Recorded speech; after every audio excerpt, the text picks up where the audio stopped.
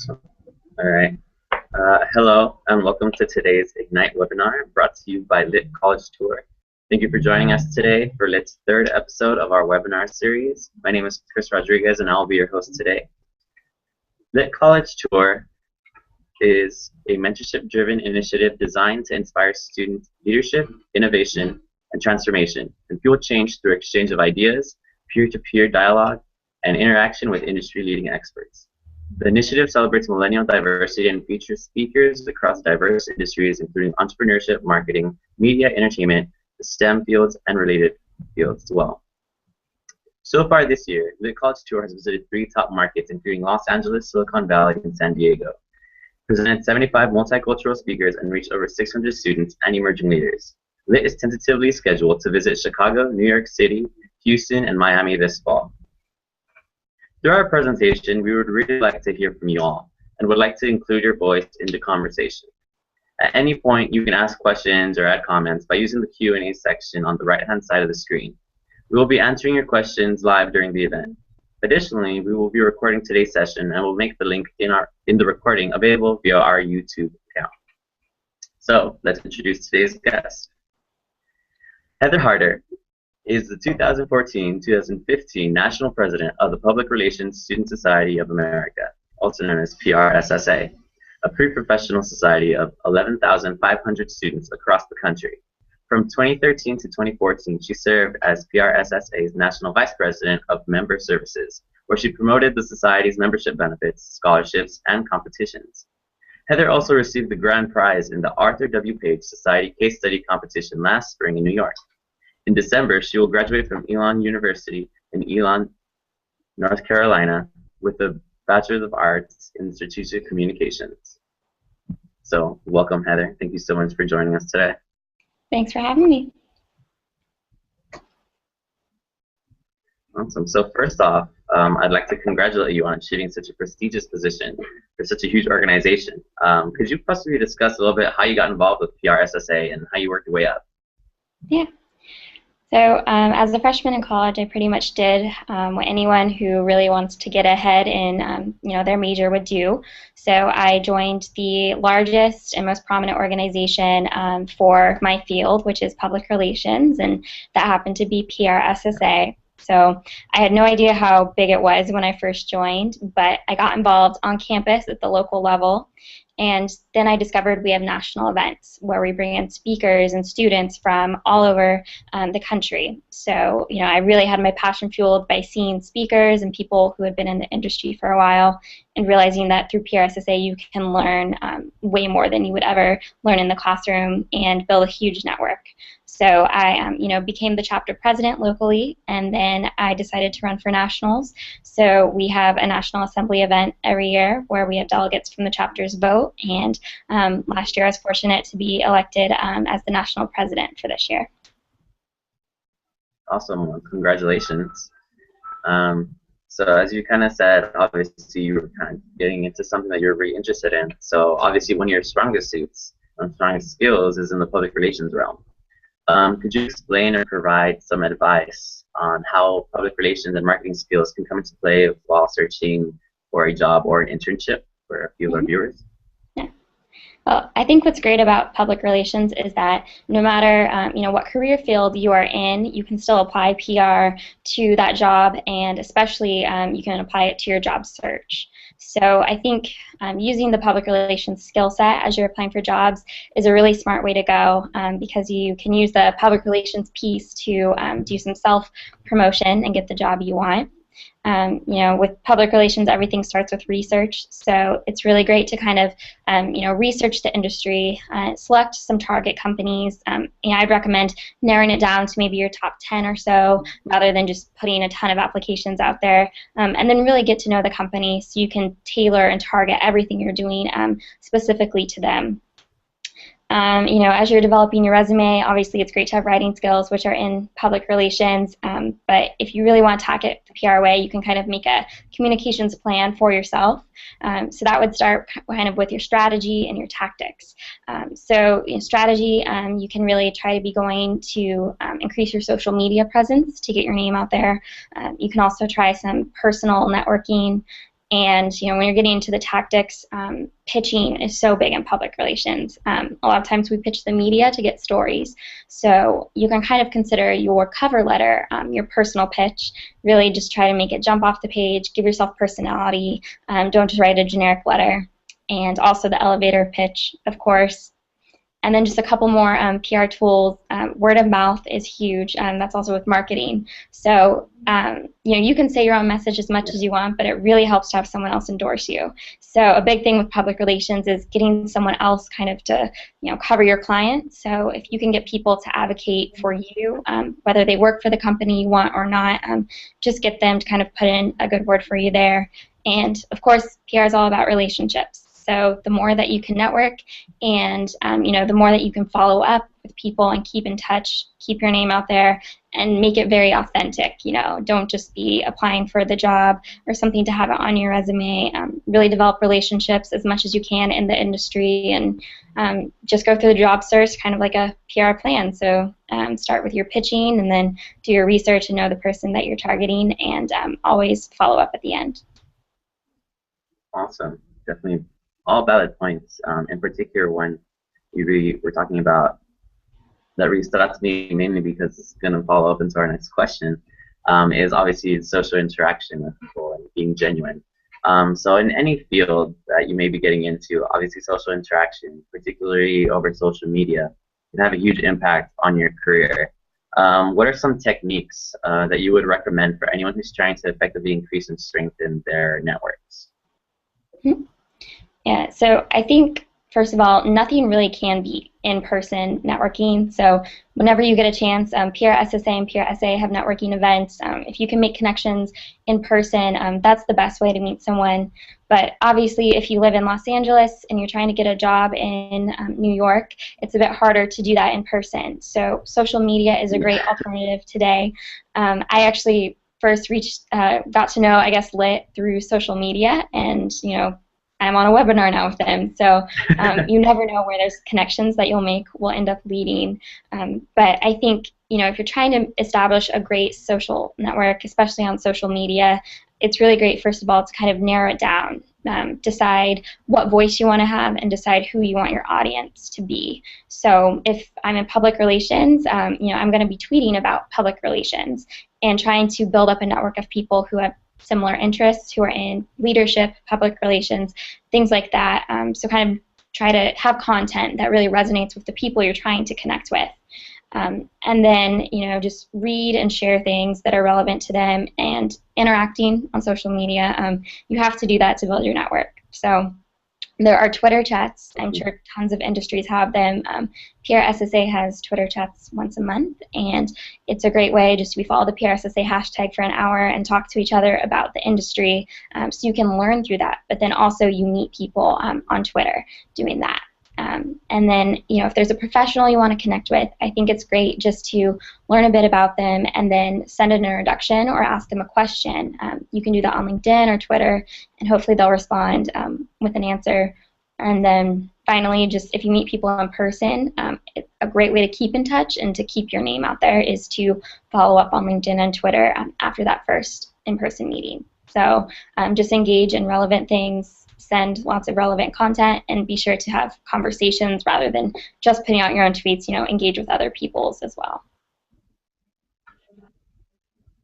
Got it. Yeah, no, I think that's definitely really important, and I think that some people always kind of don't necessarily consider the idea that there's actually like a connection being formed that can be done over social media. You kind of don't, I guess, take it for granted, or don't take full advantage of it and maximize on that role. Some people may have even gotten jobs roles. Yeah, definitely. And it's crazy to think that's kind of this a whole different, I guess, realm now that people can kind of use to do that. And like you were saying, you never really know what kind of connections you can make and where those paths are going to lead. So kind of speaking on that and really, I guess, on trying to form the path, what roles would you say that mentoring plays in trying to be successful in any chosen profession? And what are some steps you'd recommend to someone interested in obtaining a mentor? Obviously, let's say like we go through all these awesome PR skills and social skills to something like this, how something that we can interact with a mentor, a possible mentor. Yeah, I think it's important that everyone has a mentor in their career field, whether you're just starting out or even if you're an upper level manager. It's just great to have someone who's there, who's maybe been in the industry longer than you have, who you can go to for advice and mentoring.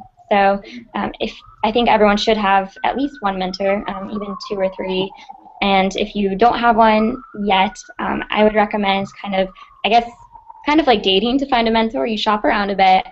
You can start with professors or people who are alumni of your school or people who just have jobs that seem interesting to you. Invite them to coffee or lunch.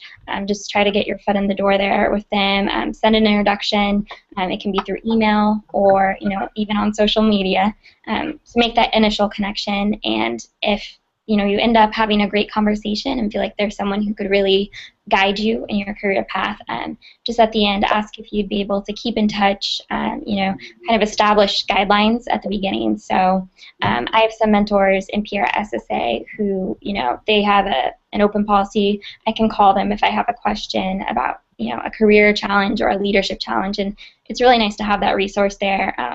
Aside from your peers, to have someone who's been there who can offer you some advice. A big thing about mentorship is also giving back. So with my mentors, I try to make myself a resource to them as well. Sometimes they want to know what students are thinking, what's going on social media. So you can really make yourself valuable and do some reverse mentoring as well. And just always be sure to show gratitude. Send handwritten thank you notes. If they've really done something big, maybe you can even send them a gift. The value of mentorship is huge, but of course you have to make sure you find the right connection to someone who actually will be willing to help you and that you have a good connection with. No, definitely, yeah. I think that some people, especially when it comes to mentorships, they kind of hold like the mentor on such a high pedestal that it kind of doesn't really become like an actual like give and take and actual communication, and more of like just trying to hear everything they say and not really like trying to get the most out of that experience. And sometimes people are kind of just content with having a mentor and not the right mentor. Right. So I think that's definitely a valid point. So obviously you kind of speak a lot on the importance of mentorships and mentors. So who would you say that were or are your mentors, and how have they helped you grow both personally and professionally? Mm-hmm. I found that starting with professors you have at school are great people to start with for mentorship. So I actually once had a class with a public relations writing teacher or professor, and she noticed I had an interest in speech writing. So we worked together to set up an independent study. I never asked her officially if she would be my mentor, but as it turned out, I ended up also doing a case study with her. So she was my case study mentor.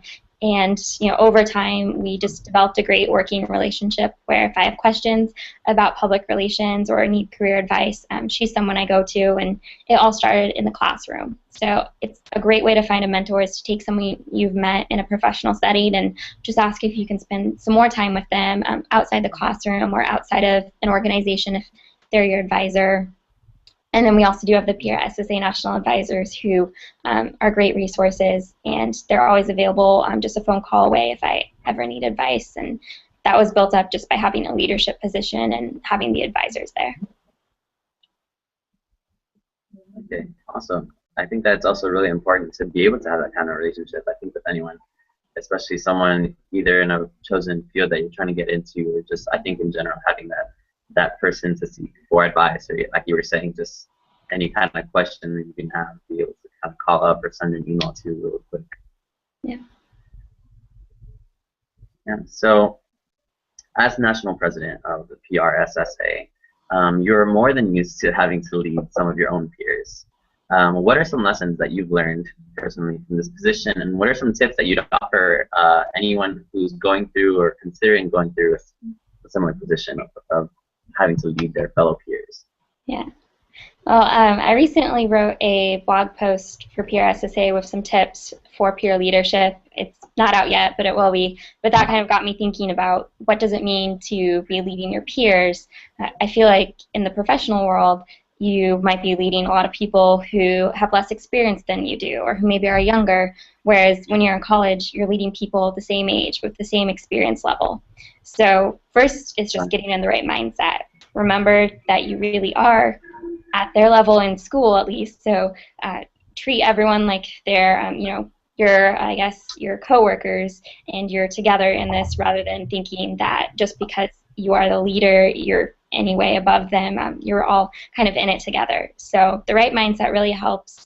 I've seen executive boards kind of have a divide because the officers think that because they're officers, they have to act kind of like they're, the upper management of a company, but it's really about connecting with your members. So you have to talk to them, get to know them, be just like one of them, because you are serving them, and what they want is what you should want as the leader for them. And then in terms of leading a team of fellow leaders, it's really important to be able to understand delegation. And I think one of the big mistakes I did as a younger leader was that I would always want to take the fun assignments for myself rather than delegate them.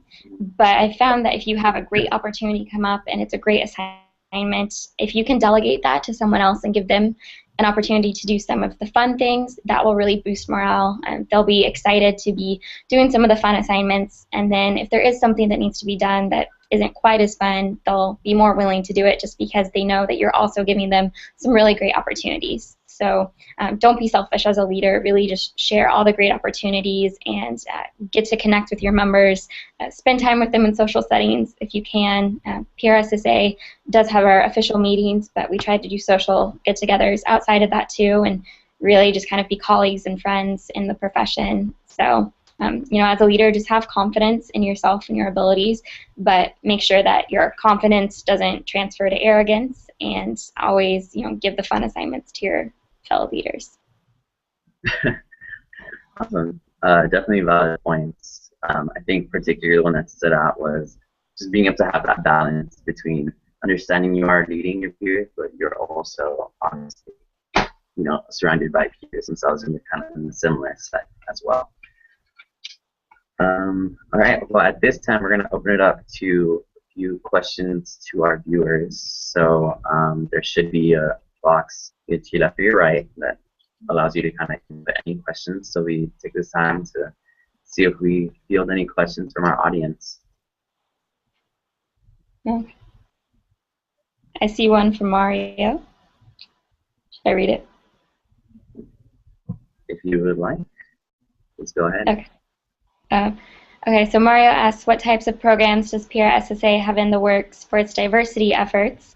And that's a great question, because this year in November, PRSA is hosting our very first Diversity Month, where we are celebrating diversity in public relations and trying to raise awareness, I guess, for the need for more diversity too. So, a study just came out, I think, that about 63% of PR is female. So obviously there's not a ton of diversity in the field at the moment.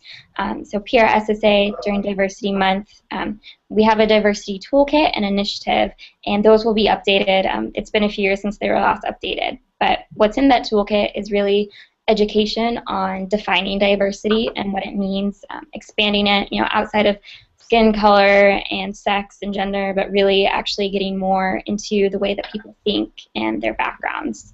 So it starts with the education, and then we're also trying to help our chapters come up with events to host to increase awareness of diversity and celebrate diversity on their campuses. We'll also be hosting a Twitter chat and doing some blog posts just about different topics in diversity. So there will be content for members to engage with and to jump into the conversation. But then a lot of our programming will also be up to the local chapters across the country and seeing the types of things that they end up coming up with, and we'll be, of course, promoting those on our PRSA National.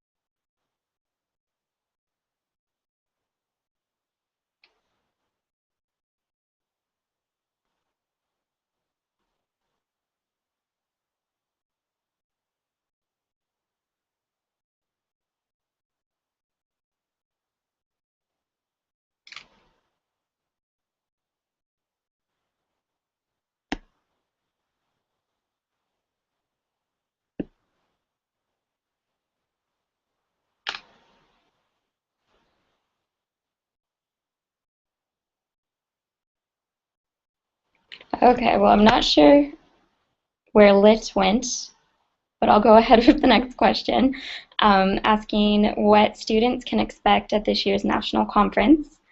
So we have a national conference for PRSA members every year in the fall. This year it will be in DC on October 10th through the 14th.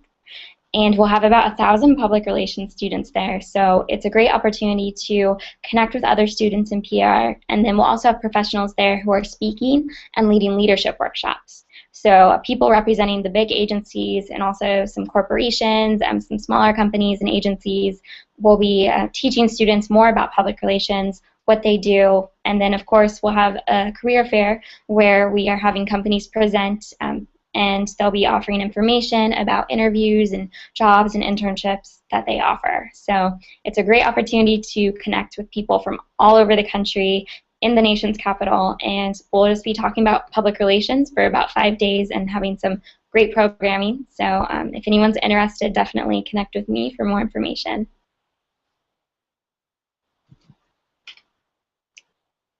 Okay. And then I think our last question is from Laura. So she asks, can you give advice to upperclassmen who might want to connect with or mentor younger students? That's a great question. PRSA, I know some chapters do have, senior freshman type mentor programs.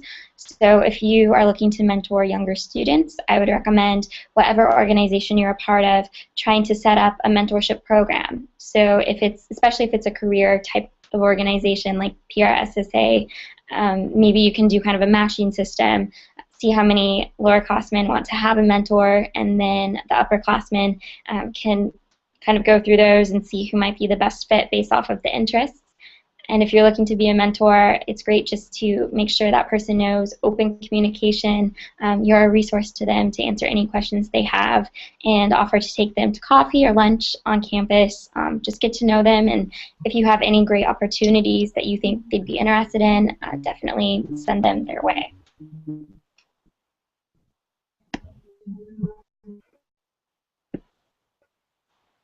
Okay.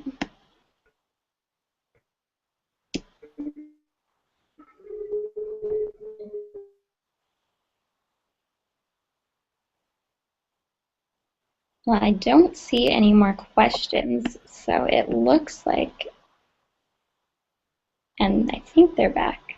Okay, are we back on? Yes. Awesome. So we apologize for that fallout or technical difficulty that we are experiencing in the office. There were 2 questions, and I answered them. Someone told me she could hear the response, so I think it went through.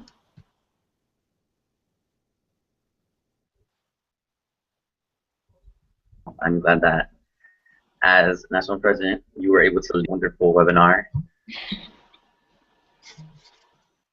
in the absence of the moderator. So thank you so much for that. And to you and to our viewers for that.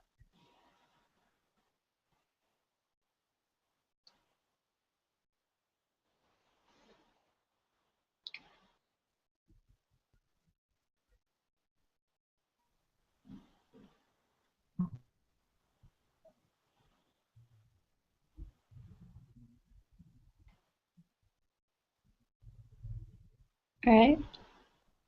Thanks for having me.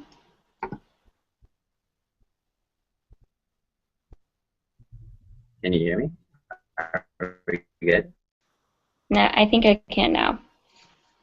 Can you hear me, Heather? Are we cutting off? I can hear you. It's a little fuzzy, but I can now.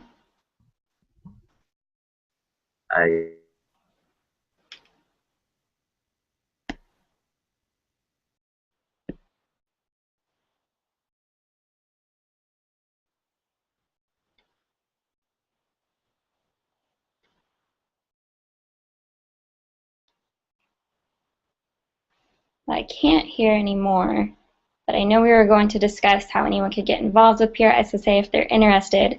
So I will say www.prssa.org if anyone is interested in joining. We have 343 chapters across the nation, and if you don't have a chapter at your university, you can join through the affiliate program and still become a member.